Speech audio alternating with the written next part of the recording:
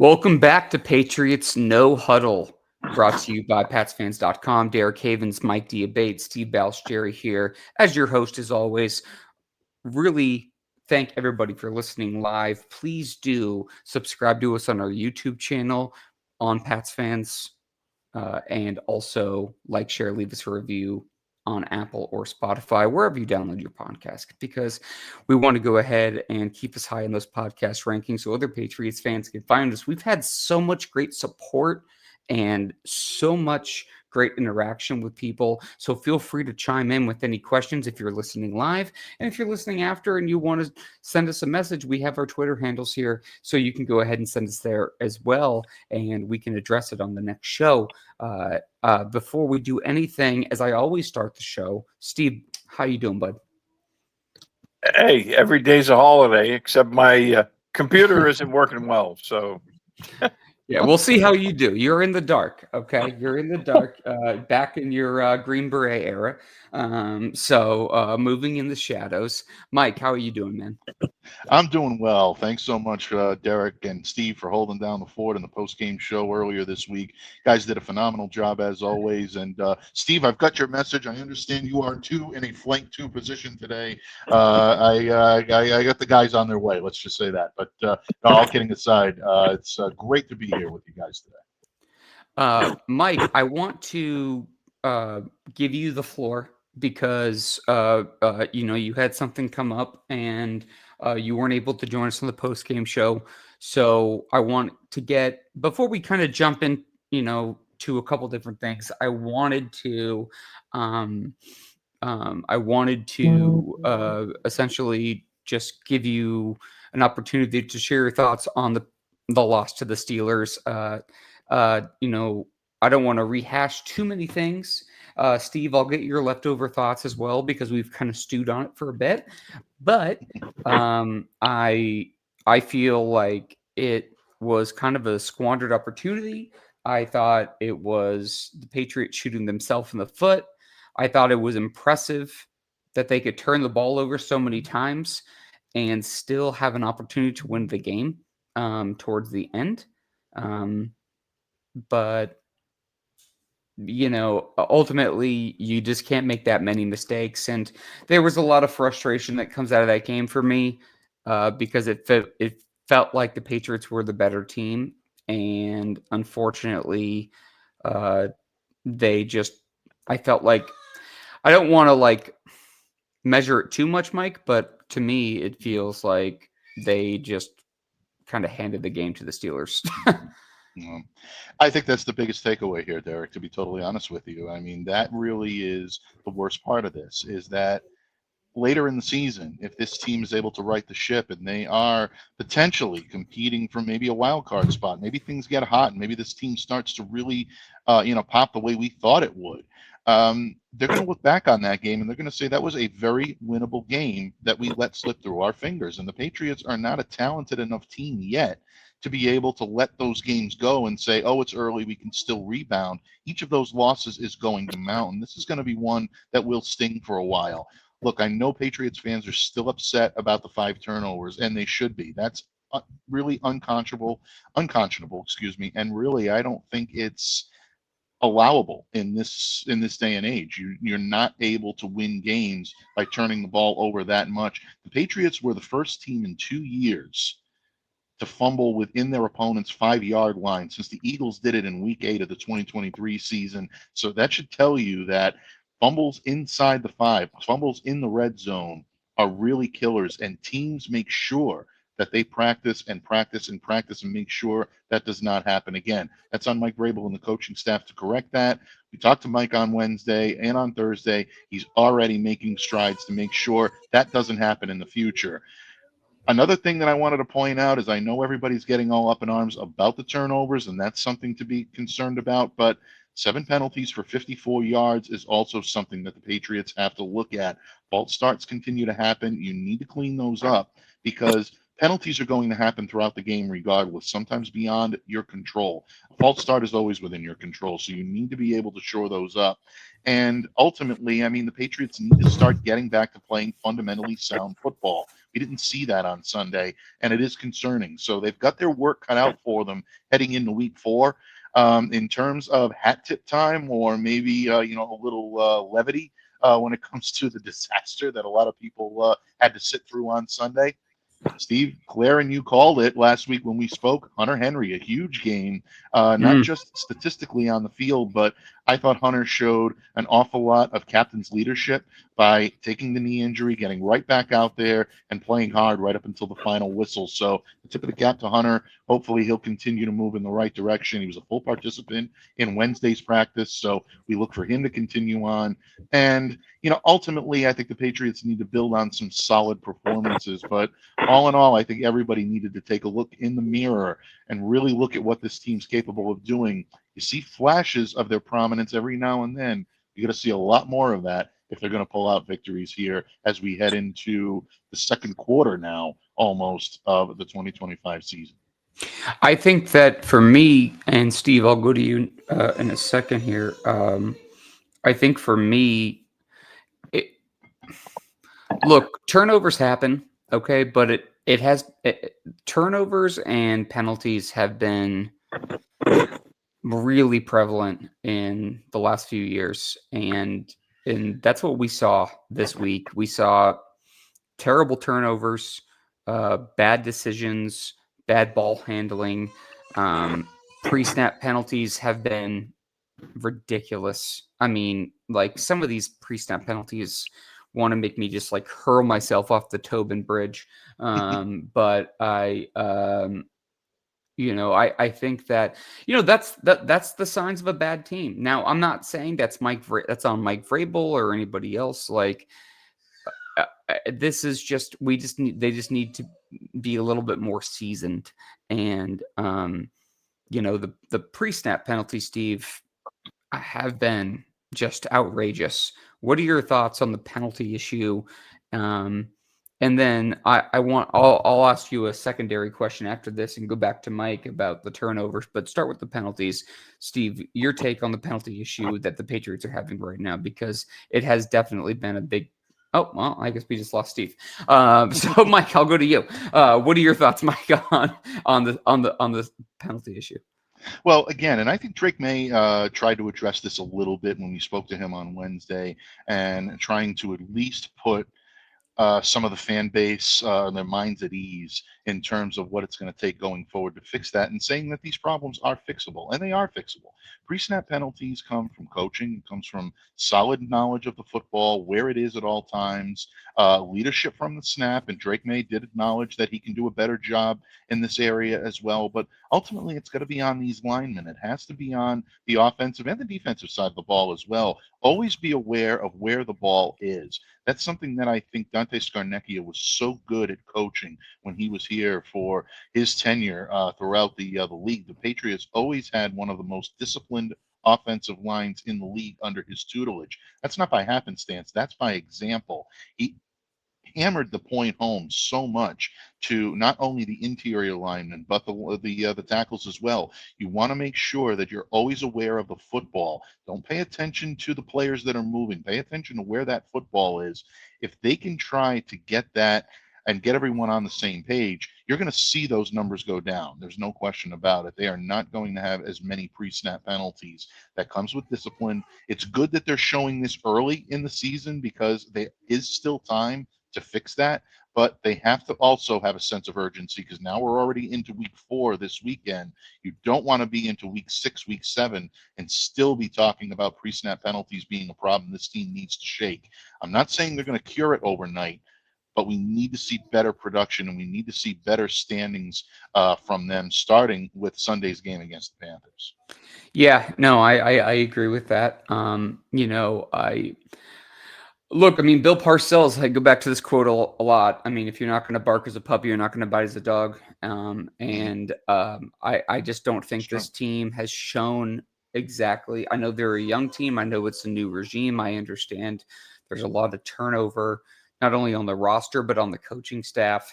And so they are kind of a puppy right now. And we're watching them, try to build. back up, and we just haven't seen that yet. So that's been an issue. The turnovers, Mike, to me, Steve and I talked about this on the post game show. I wanted to get your take on this. That I don't know what you do with Ramondre Stevenson right now. It's like part of you is like, okay, just bench him. I would promote Antonio Gibson and keep Travion in his role, getting his normal touches as he kind of builds through his, fourth game as a, professional NFL player. But Gibson also fumbled. And I feel like there is a line where you're kind of walking the tightrope where you don't want to take away Stevenson's confidence, because that actually could kind of bite you in the butt a little bit. So I don't know what you do there. I really don't. I told Steve that I haven't seen it. I mean, maybe I missed it. You guys can tell me if I'm wrong, but I haven't seen them bring in any veterans. I thought maybe they would, just to at least look at some options. I do think that benching Stevenson for a game is on the table, and they could promote Terrell Jennings. I do think that's definitely a thing. So give me your take on that. And then, Steve, now that you're back online, I'll go to you next. Yeah, I think you make a good point, Derek, about it being on the table and about being an option in theory. Look, I mean, these problems go back to last season. Stevenson led the league with 7 fumbles last year, and now he's got 2 already in this very young season, 2 in the same game, one of which was inside the 5, and that's unacceptable. If you're the lead back on any NFL football team, you have to protect the ball. And look, to his credit, Ramondre knows this. He said this right after the game. He looked directly into the camera and he said, Mike Vrabel can tell me they need me all they want to, but if I can't protect the football, they don't need me. And I thought that was an incredibly impressive answer, because Yeah. not all players take accountability. No, they wouldn't. And it shows you the high character that Ramondre does have. And I think why a lot of us, not all of us, unfortunately, but a lot of us here in Boston, in the media, in New England, want to see Ramondre succeed, because he is one of those guys that you inherently root for. And he is one of those guys that you want to see do well because of the humility with which he plays the game and the ability that he brings to the table when he's on. You saw what he's capable of doing in week 2. This guy is a lead back when he's capable of playing his game. But right now, I don't know if you want to call it the yips, the shanks. I don't know what you want to do to call it that, but he has some sort of a mental block now when it comes to holding on to the football, and it is affecting his position. Look, bottom line, Mike Vrabel continues to give him a vote of confidence. Speaking at the podium yesterday, he says, we're going to continue to practice this. It's a family show, so I won't say exactly what he said, but that was the gist of it. And he did make sure to let everyone know that it's not just about the running back that has to hold on to the football. The quarterback has to do his part. The receivers have to do their part to block and to chip in. And of course, the offensive line needs to be opening these holes so the runners can get through. So in that regard, I think you're going to see an awful lot of emphasis placed on not only facilitating the running game, but also making sure that once it gets going, its best players are able to hold on to the football. You mentioned Gibson. Yeah, Gibson is a good, option if you want to be able to maybe send a message to the team or maybe send a message to Ramondre, sit him down a little bit, have Antonio go in. He had his issues with fumbles. He fumbled the ball on last Sunday as well. So do you make that move?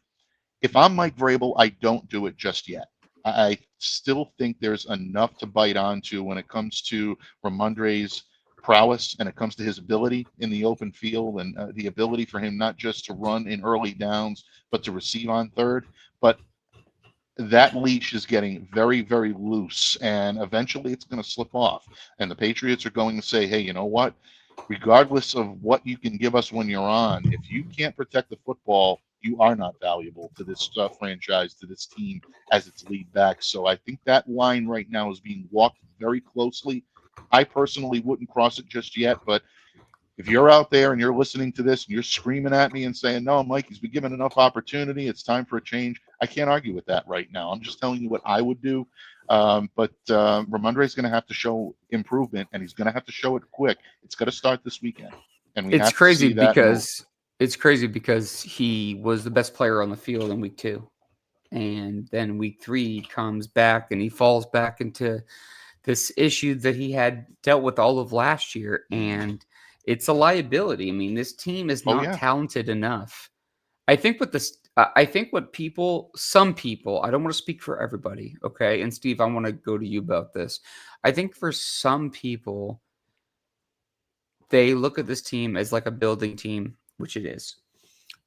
But I think some people don't realize that how thin the depth is on the team. And I think it shows at times. And you run into these kind of like catchfalls of stupid ass, mistakes between penalties or turnovers or bad decisions, whether it's Pop Douglas not just falling backwards for a 4th down instead of trying to take a step back and cut up the field when it's 4th and 1.5, or continuous pre-snap penalties or illegal formation or bad penalties in the secondary or bad tackling. It's like, I know it's going to take a while to get there, but it's going to get there. But Steve, I don't know if you can. I know your connection's been up and down this morning. Can you hear me? Maybe not. Okay. Well, Mike, I guess we're just going to keep going back and forth, and we'll just let Steve figure it out. Sorry, guys. I don't know what's going on with Steve's feed, but I think his internet's kind of acting up. So, Mike, as we go through this process, I guess the only thing I would push back on you is the fact that I think I would still put Stevenson on the field. I don't think I would flat out bench him. I think that if they did, it would only be for one game. Right. I think that otherwise, what I would do is I would just basically do what they did with him last week, which is after he fumbled again, he played a couple more snaps, but he didn't touch the ball. So maybe just have him like involved, but not like be the ball carrier, if that makes sense. So that's maybe what I would do. And the Gibson fumble was not great either, but I would say he hasn't had a continuous issue like Stevenson's had. So Right. I don't think Henderson is at the point where he can carry the ball 20 times a game. I just don't see that. So I think you have to do Gibson, or you have to promote Jennings and give somebody else a shot. But I would still keep Stevenson in the mix, but just very limited for at least a week or two, and let him kind of reset a little bit. Yeah, without question. And I think if you're Josh McDaniels right now, that's the difficulty, isn't it? Because right now, what you're trying to do is you have to limit the turnovers if you want to try to generate more explosive plays on offense, more plays that give you the opportunity to put the ball at or near the end zone and give yourself an opportunity to put points on the board. That's going to be a little tough until the Patriots develop a deep threat passing game. We haven't seen enough of that yet. I think we're still going to need some of these weapons around Drake and weapons around the team right now to step up and be those threats. So, when you look at what the challenge is this week now going into this week 4 Panthers game, that's got to be it. I think it's going to be interesting to see what type of offense and what type of speed and tempo and gear that Josh McDaniels tries to craft in this week's offense. To me, that's going to be telltale about what they feel are the capabilities of this team, what they feel the potential is of this team, and most importantly, Derek, it's going to tell us where they believe this team is right now. And the answer may surprise some Patriots fans. It may not be satisfactory to a lot of them, but you got to start with where you are in order for you to be able to move forward. And I think that right now is the big key for this Patriots offensive coaching staff as they plan to host the Panthers this Sunday. Yeah, no, I totally agree. I'm sorry, I'm a little distracted. I'm trying to get Steve back in here because I know he's been in and out. So I'm trying to fix the issue on whether it's StreamYard or whether it's his internet. I'm not sure what's going on, but something's funky going on. So I apologize, people, for the technical difficulties, but I do want to appreciate everyone who's listening live. Again, right now it's Derek Havens, Mike Diabate, and Steve should be back on soon. I think we're going to get that rolling. So, Absolutely. Well, while we're but waiting for Steve to come back in, there is some news from the Patriots business side of yeah, please. things. There, that I actually was going to bring that up, Mike. So I know This exactly where week, you're going and with. yeah, the New England Patriots. Yeah, a little bit of an interesting morning for the Pats. Their first investment into the 2024 NFL private equity policy. A company called Sixth Street is going to acquire 3% of the New England Patriots. They're now going to divest a total of 8% of the franchise. Franchise now valued at over $9 billion. The approval for this expected between October 21st and October 22nd. What does all that mean? What does all it entail? First of all, folks, no, it does not mean the Crafts are giving up the New England Patriots. I know you They hear the word definitely will not. divest.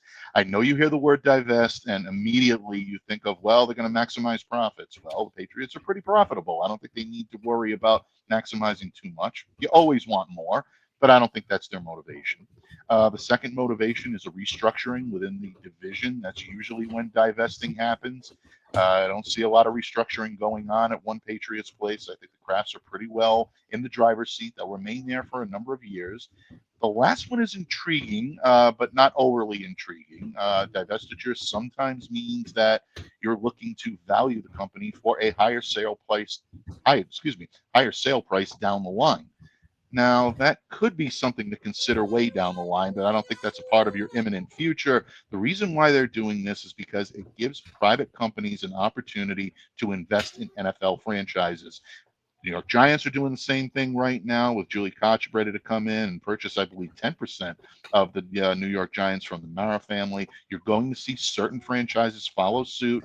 It's an excellent business model if you're trying to maximize profits for both yourself and for marketing teams such as Sixth Street, which also has a piece of the new ownership group from the Boston Celtics. So this is interesting, Derek. When you saw this first Yeah. thing this morning, I got to admit, it definitely had caught my eye, and I'm wondering what's going on.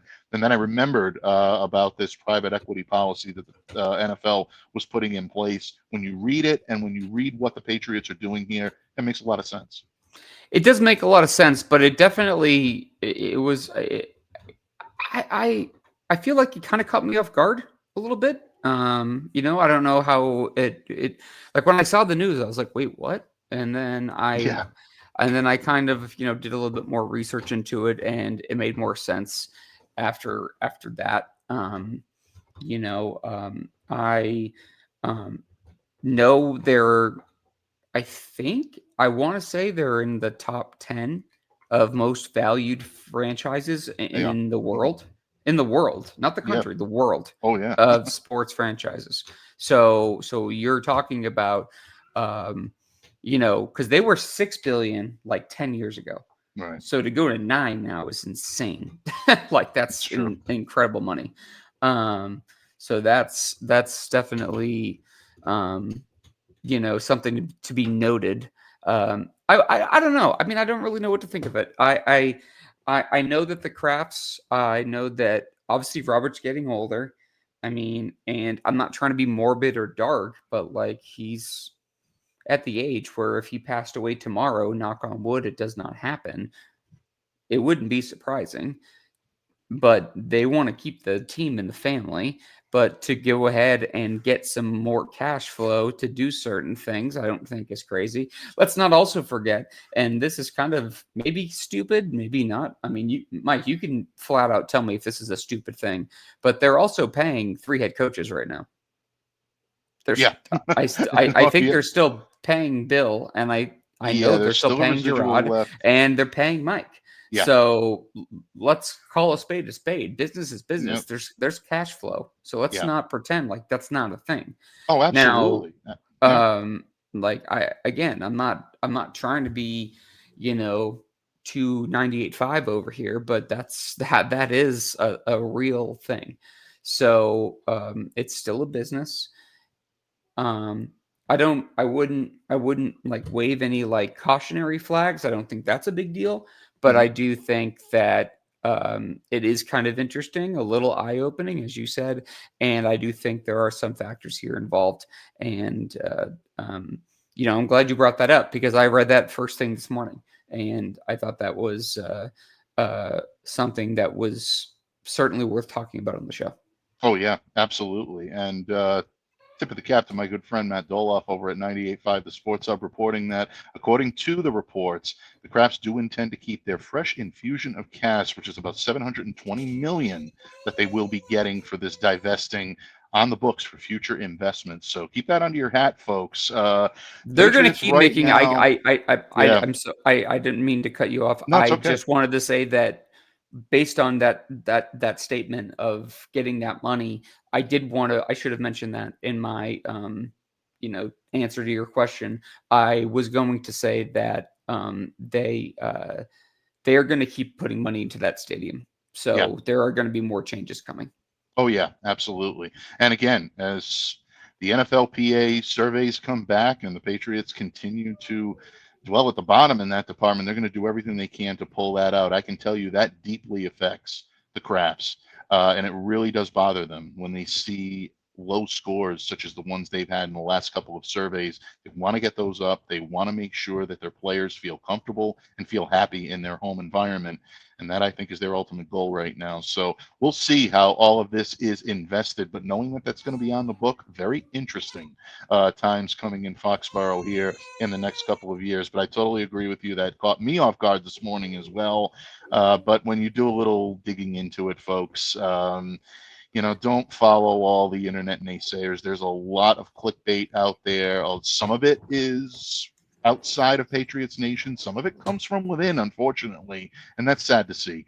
But ultimately, if you just do a little bit of reading on the situation, you'll find that it's not really that big of a deal when it comes to the ownership. Perhaps you're still going to have a vast majority ownership of this team, and they're going to have a little more cash in their pocket to be able to invest. So win-win all around for Well, the they NFL, for Sixth Street, and for the Kraft family as well. Yeah, well, they upgraded the jumbotron. They did the lighthouse. They kind of redid that whole open end of the stadium. They upgraded the weight room. I think the next steps are going to be they did work in a daycare, which was a big thing for players, which is when they scored negatively on the report card that went around from the NFLPA. To your point, Mike, I think the next steps for them, I would say, is to upgrade the facility even more, and also the team planes. They were one of, I could be speaking out of turn here, but they were one of the first teams to actually have their own planes. I want to say they were the second one. Mm-hmm. But again, I don't hold me to that, people. I'm sorry if I'm misrepresenting the conversation, but I do think they are going to upgrade the planes, and I think some of this money that they're doing to get some other equity, and to use that 720 million, it's not going to be for just putting it and patting the Crafts pockets. It's trust me, I'm sure they're not worried about money. I think the Mm-hmm. next thing that they're going to do is just continue to build up the assets that the players have, and that way it will just just not only make it more of an attractive place for players to go to, but I think it also will be for a better environment. And they want to keep it you know to look like a $9 billion team. Okay, so they want to make sure that it comes across the right way. Mike, let's switch gears, bud. I tried bringing Steve back on. I'm not sure what the issue is, but we're just gonna have to plow through and see if he comes back or not. So we'll find out. I want to switch gears to the Panthers. Right. Panthers have played pretty well Yeah. To start the year. They have Chuba Hubbard's been pretty solid for them. Defense is kind of aggressive. Bryce Young seems to like find a little bit of traction. I'm not saying he 100% a lock to be their starter for the next 10 years, but he looks like he could be good. There's a couple of things up and down, but it looks like they're heading in the right direction. And let's be honest, I mean, I wouldn't call the Patriots a lock to beat pretty much anybody. So I think it's going to be a battle this weekend. And I'm kind of curious. I do think it's going to be a low scoring game.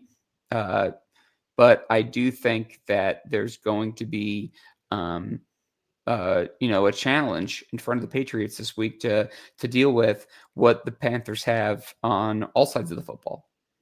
Oh yeah, without any question. And look, on paper, this Panthers team coming in is not one that's going to look to inflict a lot of fear into their opponents. But you're absolutely right. They've played very well. I think They're they've kind of played sneaky beyond. good. Like Yeah, they're like they really are. There's talent on that team without any question, folks. I'm not going to sit there and say, oh, well, the Panthers have a bunch of no names and they're playing above their talent level. No, there are talented players on this team, but it's not a team before the schedule was made out that you would look at and circle this one and saying, oh, this could be a trap or this could be either a walkover for the New England Patriots. It's certainly not. After what we saw last week on the field from the Pats, nothing is going to be a walkover. One thing that I think the Patriots do have the opportunity to exploit is the Panthers are struggling to generate a pass rush. They've only sacked once on the season. If there is a game where Drake May can show what he's going to be able to do, this might be the game to be able to do it, because throwing Drake off is when you pressure him. And the Panthers right now rank 30th in team pressure at 24.3%. So there is an opportunity for the Patriots to exploit this. If they do it, I like their chances of keeping the Panthers on their heels. If they can do that and play their game, yeah, I think the Patriots can right the ship this weekend. But again, if Carolina comes in and they're able to generate a little bit more pressure, or the Patriots simply are not able to control the football the way they should be, yeah, you're looking for another long day in Foxborough. And at that point, you're going to start to see fans get really upset. They're upset now, but you're going to start to see them get really upset if they're not able to put it together. But I'm looking forward to watching this matchup. I think it's going to be a good one. I think this is actually going to be like a kind of a fun game. I'm just kind of curious about it. Mike, on last week's show, I mentioned the Steelers as kind of a measuring stick game, and I thought the Patriots measured up, but they kind of shot themselves in the foot a bit. Right. They obviously the Steelers showed, that if you don't hurt yourself, you can win a game like that. And the Patriots need to figure out how to do that. This Panthers team is kind of scrappy, and I think I would like to see the Patriots bounce back and show that they are. I mean, this is going to sound negative, but I thought they were a 500 ball club coming into this season. I thought they would be right around 500. They might be able to get to 10 wins, and they might be able to squeeze into that 7th spot of the wild card for the AFC in terms of the postseason. And that door opened even more once Joe Burrow got hurt. And not that you're ever rooting for injuries, but it's just the matter of fact. So I don't know. I mean, I would like to see them, play a clean game, because I think if they played a clean game, and a clean game means less penalties, no turnovers, and just kind of executing in the red zone. I mean, literally, Mike, I don't know if you listened back to the show. I know you were busy with your family stuff, but if you listen back to the show that Steve and I had on Sunday night, they literally should have been up by over at least a 2 possession deficit at one point. Right on the money. I mean, they turned the ball over what, 3 times inside the 10? 2 basically on the goal line. So They can't, like, you're not going to, I don't care if you have Tom Brady, maybe you have a chance, okay? But most teams are not going to survive that kind of thing. Like, you're not gonna, you can't do that. And so I'm kind of curious to see how they come. Bryce Young right now, he's only completing 60% and averaging a little over 200 yards. Um, uh, per game, but I do think he's looked better. He Mhm. seems to be making better decisions. Right now, he only has 4 TDs and 3 interceptions, so the ratio is not good. But the film tells a little bit of a different story. If you've watched the games, it doesn't look like he's a total mess. The stats Right. aren't beautiful, but it looks like he's making progression. Right. Drake, to me, the interception he threw versus the Steelers is, I guess I'm just going to have to say, flat out unacceptable. But I do think he's looked a little bit more decisive and made better decisions, but it still needs to be better than what it has been. Mhm. So, like, I thought he made a couple of really good decisions to run when he needed to, but he didn't absolutely just leave the pocket without even looking downfield. It was just kind of like, looking downfield, looking downfield. Okay, nothing's there. I'm gonna scramble out of the pocket I'm just gonna roll out of the pocket to the right and scramble for 5 yards and get the first down and live to fight another day. I thought that was really impressive, because that is, if you look at the Pittsburgh Steelers tape, the Patriots and Steelers tape from last week, Right. and you compare it to last year, I think you'll see differences. I'm not saying it's perfect. It's not where it needs to be. But people forget, like, he hasn't even played technically a full season of football in the pros. Right. And he only played a handful in college. So we're watching somebody grow and learn and Mhm. adapt.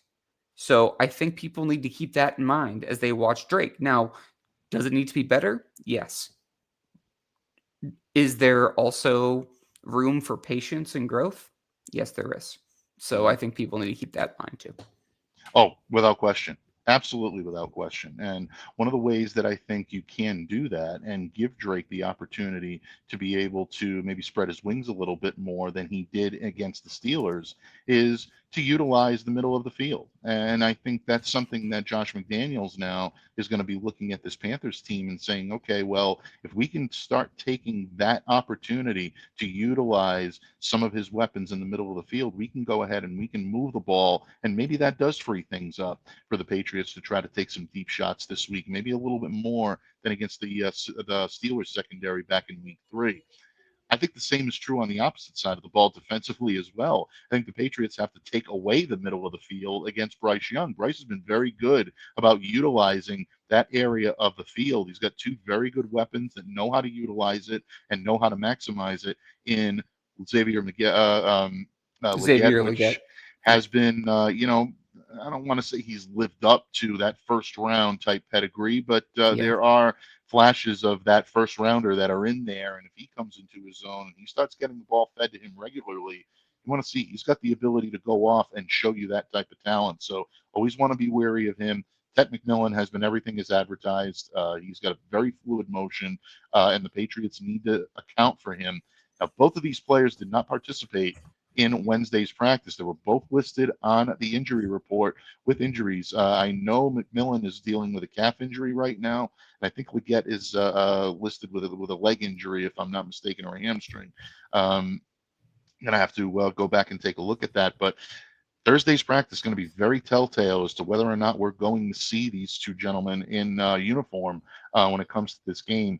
All indications that I've gotten behind the scenes say that when the chips are down, these guys are both going to be ready to go. But I think it'll be Yep. interesting to watch I've if heard they're the same limited too. at all this week. So something to keep in the back of your mind. Leggetti, obviously a hamstring injury. I'm sorry to correct that, folks. Leggetti was the hamstring injury, and of course McMillan with the calf injury. But those are things to watch. That's what I'm going to be keeping my eye on. I think the middle of the field could hold the key to success for the Patriots, both on offense and on defense against the Panthers this week.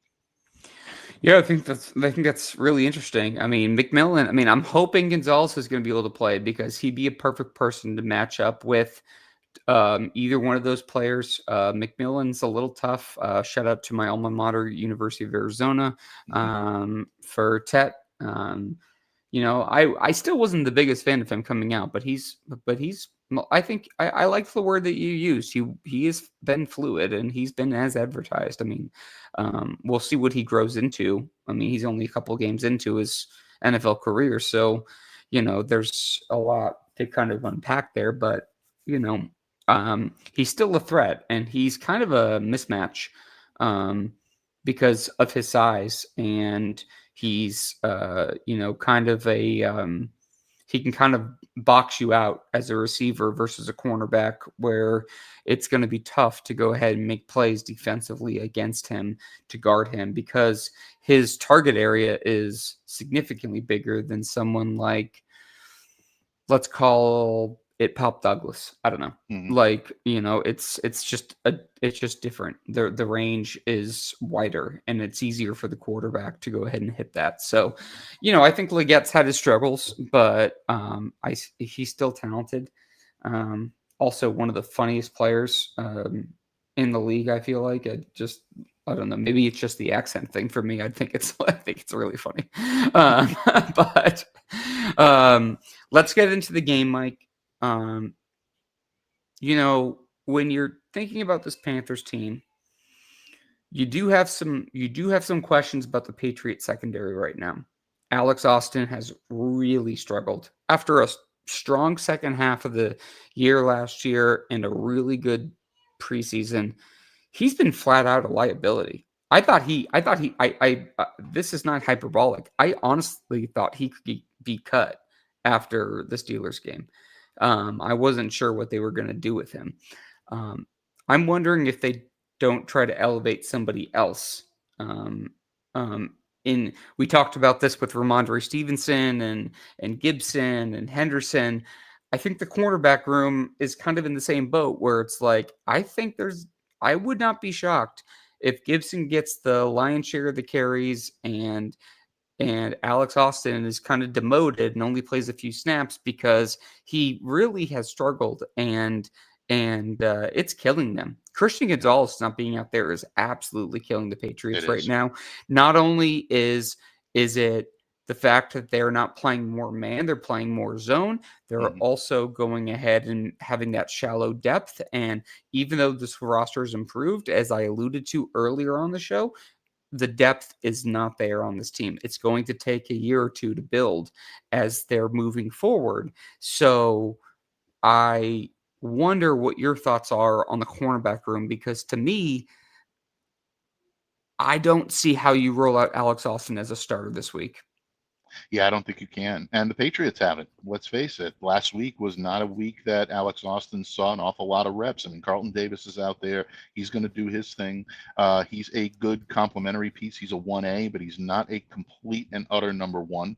That's what you need Christian Gonzalez for. That's why they brought Carlton into this team to pair him with Christian to make a formidable 1-2 tandem in that defensive backfield. Without him in the lineup, it puts so much pressure on Carlton to be not only one, but also 1A. Marcus Jones has seen almost every snap the last couple of games because of the fact that the Patriots need him at perimeter as well as going down and playing the nose because he's the only one with speed to hang with some of these high level weapons that the Patriots have been playing. And then lastly, Charles Woods got his shot at getting in there. He's been largely a special teamer, but last week he got a few more defensive reps. And Alex Austin surrendering 98 yards just 1 week previously. Patriots were not willing to test the waters once again. They did not want to take any chances of him being a liability again. So they lessened a lot of what you saw from Alex Austin. I think you're going to be looking at exactly the same thing this week for the Patriots if Christian is not able to go. I know there's a lot of optimism. I'm optimistic as well, judging by what I've heard from Mike Vrabel, from Christian himself. It sounds very promising. We'd love to see him back out there on the field. Try to remember that him being back out there on the field doesn't mean he's back in second team all pro fashion either. It's going to take him a little while to get back, but just his presence out there is going to mean so much for the New England Patriots if they want to be able to stop this Carolina Panthers offense. So, Yeah, I completely agree with you, Derek. I mean, this is a necessity at this point for the Pats to get him back. And once he is, you're going to start to see what the Patriots had envisioned this secondary to be. And look, in all fairness, I know we're giving Alex an awful lot of grief right now. It puts him back at the role that he was brought here to play, which is a third perimeter guy, which is someone with the speed, with the size, with the intestinal fortitude to go up and challenge bigger receivers for those contested catches. That's what he does well. But when you're asking him to be a full-time starter, it's a bit beyond his range at this point, and you're seeing that range be exacerbated every time he's out there on the field. Bottom line, you need Gonzo back, and you need him in a hurry. Um, I want to say a couple of different things. For one, I hate that you and I agree so much. I really would like to disagree with you, just for the sake of entertainment for the show. Um, that's for one. For two, I also agree that I do think Alex Austin does have that talent, but I think that the more he's out there, the least impactful he is, I guess, so to speak. Um, so I do want to see him.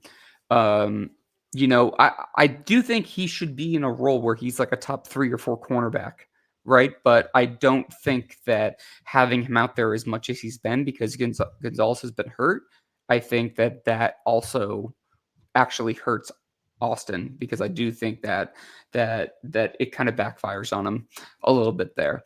But I do think the secondary could be better, and I do think the domino effect of Gonzalez being out is. I mean, anytime. I mean, look. Let's be honest. I mean, Christian Gonzalez is the best player in the entire team. So you're talking about literally not having your best player through the entire process. So that's tough. Let's do this, Mike. I'm gonna ask you for the prediction of the Patriots game, but we're gonna predict 3 games for the week, as we always do. And we'll go to that, and then I'll have you give a final thought and take us out after that. How does that sound? Sounds great to me, my friend. Sounds great to me. All right. Well, let's just start off with the first game, which is tonight, which is the Seahawks at the Cardinals. Both teams 2-1. I think the Cardinals are not a good team. I think Kyler Murray is running out of time, and I'm not this as someone who, I mean, living in Arizona now. I don't root for the Cardinals. I don't root against them. I mean, I'm a one team kind of guy, but I think Kyler Murray is running out of time here, and I think the team as well is kind of running out of time, because I think that they just lost one of their best players in James Conner with that terrible injury he suffered this last Sunday. The Seahawks are playing really well. That defense is flying. So, Mike, I'm going to tell you first. I think the Seahawks are going to take this one on the road. I think they're just a better team. And I think that Mike McDonald has done a really great job coming over as the defensive coordinator for the Ravens, and really instilling a lot of great defensive values there. And now they have some more stability on offense. Kenneth Walker is healthy, and he's running the ball well. And JSN has done a great job kind of developing as a second-year receiver. Without question. Amen to all of that. Look, Sam Darnold is a capable starter in this league. He's someone that is going to be able to, keep you in games. I think you're seeing that. And I think it's a good fit for him in Seattle. You mentioned Kenneth Walker. Him being healthy is so important.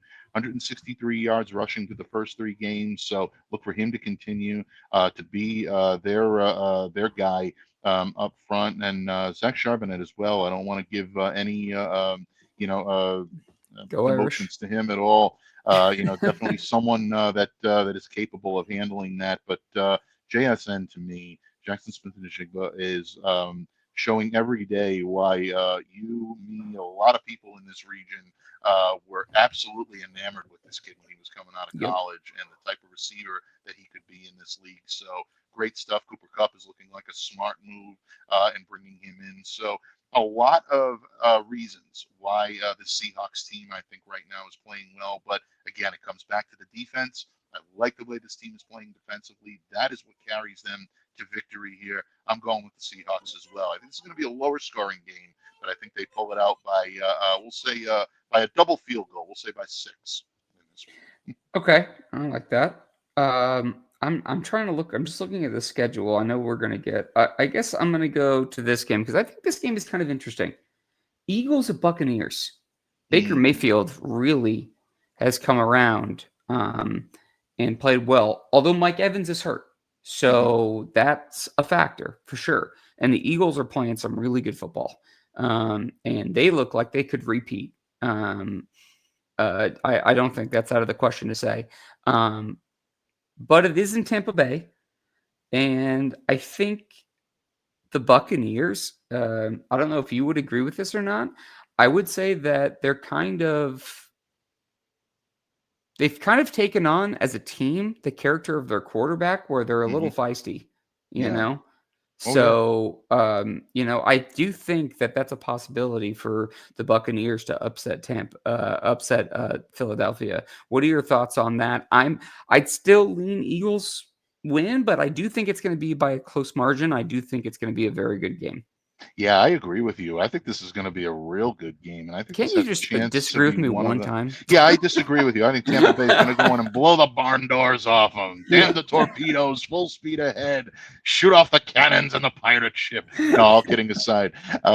Seriously, I mean, we really are in lockstep when it comes to this. I mean, obviously, the loss of Nolan Smith is going to be difficult for the Eagles to overcome, but they've got another Smith right there that's going to back them up, and Za'Darius is going to come in, and they're not really going to miss a beat. That Eagles team is just built differently. They'll go down big. They still do not believe that they're ever out of any situation. They're going to keep digging. They're going to keep clawing. They'll come back from the impossible. We've seen them do it. They'll do it again. Offensively, that team is really hitting its stride. But Tampa Bay is a team that can keep this close, and I think they will keep it close throughout the game. I like the Eagles in this one by a field goal, but do not sleep on Tampa Bay in this one. They're going to give the defending champs all they can handle, and then some. Yeah.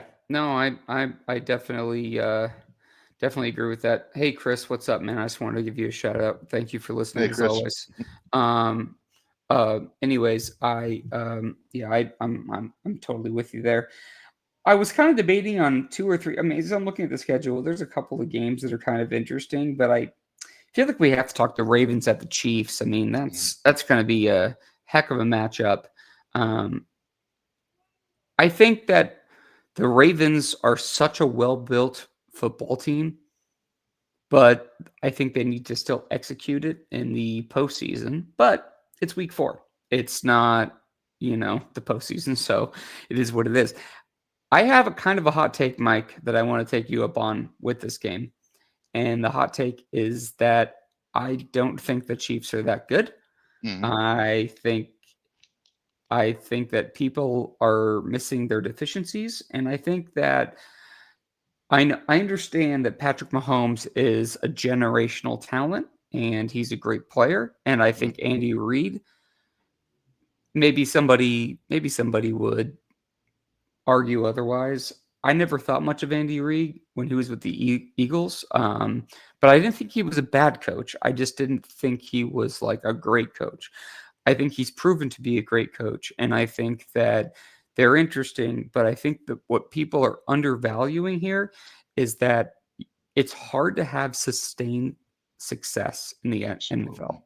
Mm-hmm. And that's what I feel like people don't remember. Like people look at the Patriots dynasty that lasted a long time. And I think they forget that they had to rebuild twice in order to sustain that. And I think the Eagles are dealing with that right now. By the way, Tyquan Thornton had a press conference today, and his answer about his newfound success within the Kansas City offense versus his struggles in New England I thought was really, really interesting, and I tip of the hat to him because it was very genuine and it was very honest, and I just really thought it came across as impressive. So anyone who Mm, hasn't seen that, I would like to make a note of that right. because I never want to I'm not I might criticize somebody, but I'm never rooting against them, Hmm. right? So I'm not going to root against somebody else's success, but when you draft a person in the second round or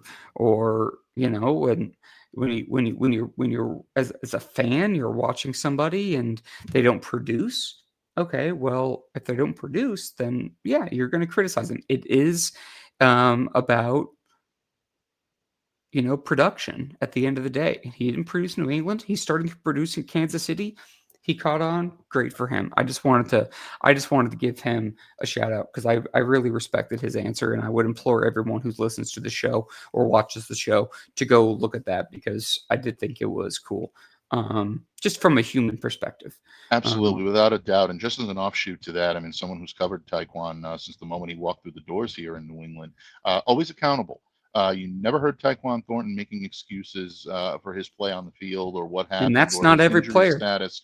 And it's not every player. And believe me, it's rare, especially in the modern day NFL, especially in modern day professional sports. I don't want to just single out the NFL. This is a business about building your own I brand. And mean, the even out of easiest way college to, football, Mike, even yeah. out of college Oh, football, yeah. especially with the NIL money. I NIL. mean, Yeah. that's Absolutely. that's Yeah. that's that's that's hurting. It's hurting the accountability for even college players because Yeah. they don't give a, you know, Yeah, it's true. And the I'm going to easiest way to save the kill your dollar so I don't brand. have to put it in Miguel's jar. But yeah, But yeah, the easiest way to kill your own brand is to mea culpa. But yeah, kudos to Taekwon, who is just finding success, maybe a little bit more freedom, maybe it fits his game a little bit better. But good for him. But I agree with you on this game when it comes up to the Baltimore Ravens and the Kansas City Chiefs. I think that a lot of people are looking at the Chiefs being 1-3 and saying, okay, well, they're a full 1-3. You know they're going to go on their run. I don't know if this team has it in them, especially on the offense that they're running out there right now. And defensively, this has not been the same Steve Spagnuolo, knock them down type defense. So the feels like a Ravens are big playing. game. Feels like a Yeah. big game for Derrick Henry to Oh, me. yeah, absolutely. He comes into this game having rushed for 242 yards in 3 games already. Um, Lamar Jackson is already knocking on the door for 1,000 passing yards in 3 games. Yeah, there's a lot to like when it comes to this team. And defensively, this Baltimore Ravens team has been shut down as well. So, yeah, I think the Ravens take this one, and I think they take it by, let's say, a touchdown and a field goal. I think they take this by at least 2 possessions. Yeah, I That's my think I was opinion. going to say a touchdown as well. So we're Yeah. kind of on the same page there too. Wouldn't I mean, I as a fantasy football take, which we don't always do on the show, I have Zay Flowers, big fan of Mm, him coming out of BC. Wouldn't start him can because I assume Trent McDuffie's going to be off him, and he's been my boy. And I'm still pissed about that whole thing, but that's a different conversation for a right. different day. Mike, let's get your take on the Patriots at the Panthers. Give me your prediction, and then I'll give my take, and then you can take us out. Well, to me, the Patriots and the Panthers right now, it's going to come down to matchups. It always does. And can the Patriots offensive line neutralize what Carolina wants to do? Can the Patriots defensive line neutralize that Carolina offense? It's really going to come down, I think, to a couple of different matchups here. Keep an eye on Panthers defensive tackle Derek Brown, who's still one of the Mm, guys in this league that can use his size and his capabilities to bully people around. Michael Wayne was going to need to be very good on Sunday to be able to withstand that. If he can do that with some help from Morgan Moses, it's going to give Drake May a chance to set his feet, a little bit more time to throw, and to be able to exploit the middle area of the field that I was talking about earlier. So that's step one right now for the New England Patriots. Step two, I think, is finding a way, if they can, to either neutralize or contain Tet McMillan, because that is going to be, I think, the guy that Bryce Young zeroes in on and wants to, make a focal point of that offensive game plan. If the Patriots have difficulty stopping the run, Chuba Hubbard could be a very interesting person to watch as well. So keep a sharp eye on that. But Patriots are going to need Christian Gonzalez back in the lineup if they want to try to control Tet. If it's just going to be Carlton Davis playing one-on-one out there, it's going to free up a lot of other weapons in Carolina to be able to do some damage. Just the specter and the presence of Christian Gonzalez can change the complexity of that game. And also unleash the defensive tackles, unleash the defensive line. I'd like to see Keon White get a little more play in this. If Kevalon Chieson is unable to go, he didn't practice on Wednesday. We'll see what his status is on Thursday and Friday. But if he's unable to go, that could free up Keon White to be able to have a game, maybe a comeback game, for him to be able to put some pressure on Bryce Young and that Carolina offense. I think the Patriots bounce back this week. I think they see what's on the table. I think they're able to utilize that home crowd to their advantage. I'm picking them by a final of 24-21, but again, we need to see it out on the field for the Patriots. I'm talking more with my optimistic heart than I am with my head right now, but there's the talent there to make this one an interesting game on Sunday in Foxborough. I think that Derek Brown is a very interesting point by you. I do think that's important. He's a force, and he's played extremely well. Sometimes guys in the trenches do not get the credit they deserve, and he certainly deserves it. He's a tremendous player. I would say for me, what I want to see from the Patriots this week is I want to see them cut down those penalties, cut down those turnovers, and execute in the red zone, because coming off of three issues inside the 10 last week is unacceptable. I mean, it's just not good enough. You're at home. You're about to go on the road for 3 weeks after that. That's going to be a tough stretch, and you really need to win this one. The Panthers are scrappy. It'll be interesting to see how they attack Bryce Young. I think they're going to go after him quite a bit, because the defense has been, very aggressive, but I think they're going to go after him a certain type of way. Really hope Christian Gonzalez is in the secondary. That will be interesting. I have the Patriots winning this game 23-17. I think it's going to be, did you say two scores? I'm sorry. No, I predict 24-21. I think it's going to be a close Yeah, so you game. think it's going to be a close game. So I think it's going to be I think it's going to be within one score. I do think it's going to be a close game as well. So I'll give a final thought, Mike, and then you can give a final thought and take us out. Final thought for me is I want to give a shout out to my boy, Royce Newman. I actually just had dinner with him a little while ago, and he just signed to the Patriots practice squad today as an offensive lineman.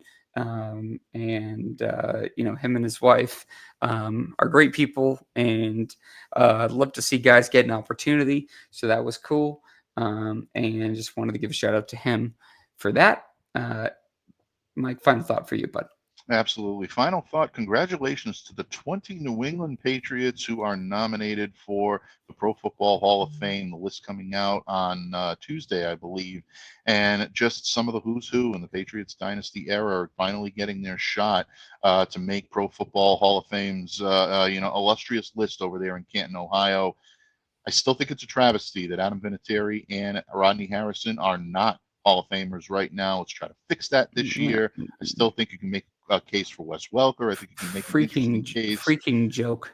Absolutely, and also an interesting case I think for Vince Wilfork too, for him to be able to make it. Maybe even Wes Welker. A lot of great names on that list, and it's nice to see the Patriots dynasty now get their share. Let's see them get the love at the highest level, because those guys played the game as well as anybody played it during their era, and I think they deserve to have Canton overflowing with Patriots plaques in short order. Mike, of course, before you continue and take us out, I just want to say I would implore anybody listening or watching the show, whether it's live or whether it's after the fact, to go look at Wes Welker's stats and compare him to Julian Edelman's. And it's not that I don't love Julian. I think I've met him in person. I've talked to him. Great dude. Was clutch. Everyone holds Wes Welker's catch in the Super Bowl, or I guess I should say non-catch against the Giants against him. Go look at the stats. Go look at the numbers. You'll be blown away. If you have not done that yet, you will be blown away. He absolutely shouldn't be in the Patriots Hall of Fame, but he's held against one moment. He was, I think a lot of people, I mean, he's one of my favorite non-Patriot players of all time, but Larry Fitzgerald quite literally said on national TV on ESPN one time that Wes Welker basically created the slot receiver position, and you're talking about one of the most consistent, reliable receivers in NFL history, and you look at the numbers that Julian put up and versus what West put up. And this is not a knock on Edelman. He came up in big moments, the big catch against the Seahawks where he pretty much was concussed, but for some reason they didn't take him out of the game. The big catch against the Falcons, all the big catches that he had. Look at Wes's numbers. He put up constant production. He should be in the Team Hall of Fame.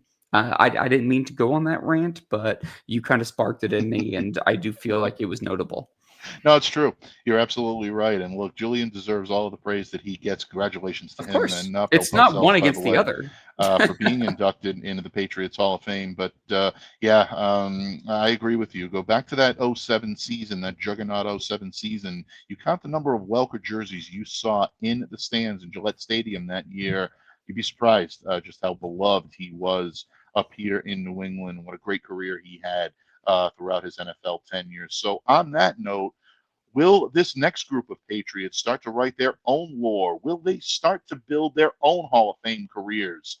Well, it has to start somewhere. Why not this Sunday at Gillette Stadium, September 28th, 1 o'clock p.m. If you're headed to the stadium, folks, please do so responsibly and please do so safely. Get to and from the stadium, back and forth in one piece. That's the most important point. And most of all, enjoy the game on Sunday.